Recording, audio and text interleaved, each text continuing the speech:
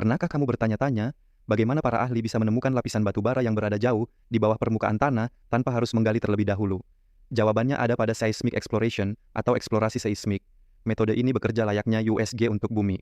Dengan memanfaatkan gelombang buatan yang dipantulkan kembali dari dalam bumi, para geofisikawan mampu memetakan struktur lapisan batuan, menentukan lokasi seam batu bara, bahkan mendeteksi adanya sesar atau lipatan yang memengaruhi kualitas tambang.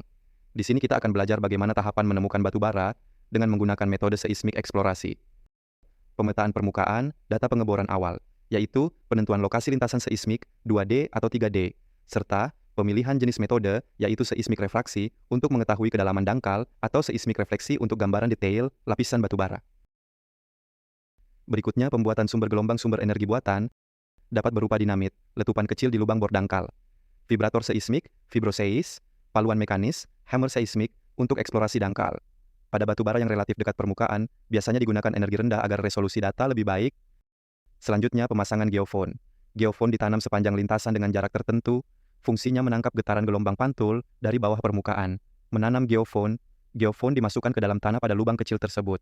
Posisi harus tegak lurus dan stabil, tidak boleh miring. Memastikan kontak yang baik tanah di sekitar geofon dipadatkan agar tidak ada rongga udara. Jika tanah terlalu lunak atau berpasir, bisa digunakan paku atau piringan kecil untuk memperkuat kontak. Geofon dihubungkan dengan kabel ke alat perekam data. Kabel ditata rapi agar tidak mengganggu pekerja lapangan atau tersangkut benda lain.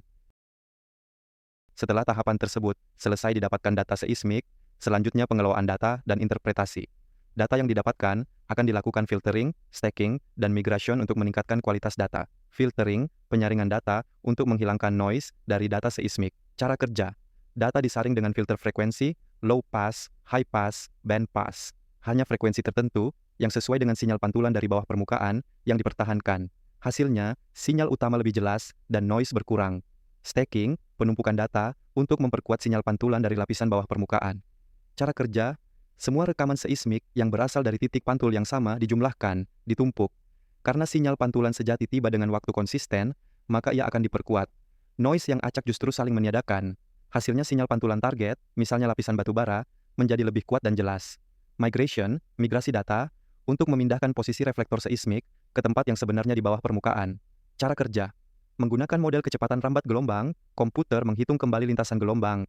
Refleksi diproyeksikan ke posisi yang benar secara geometri. Hasilnya citra bawah permukaan lebih akurat.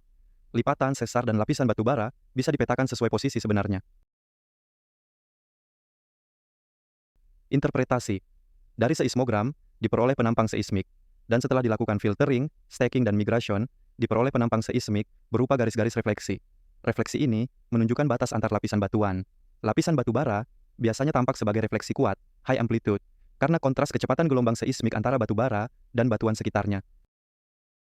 Hasil akhir berupa peta struktur dan model geologi bawah permukaan. Berikut adalah contoh penampang seismik hasil interpretasi batu bara.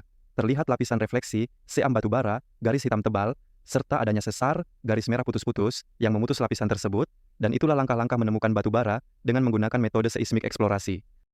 Tidak hanya menemukan batu bara saja, metode ini juga dapat digunakan untuk menemukan bahan tambang seperti minyak bumi, emas, gas, ataupun air tanah.